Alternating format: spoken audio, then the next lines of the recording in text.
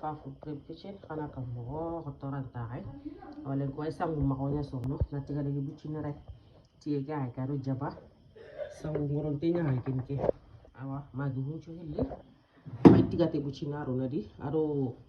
tamate yo na nya nya ti ko ma ko hay tamate na ci rona de Allah para tamate harus siaga hanya ini kita makan dulu kita menaruh tiga dengan lagi sama kita juga kita steam kabar kita yang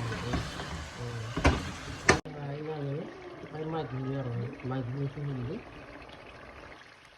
oke bari kue sama tiga dengan kita makan dulu sampai kita panen tiga dengan oke kita tiga dengan wah Cari kirari bajunya berarti harus dia harus anda urusannya nasa pun kirari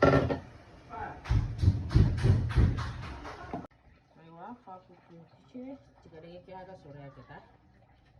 paling canggung menyala nak kalau kemana dan la sore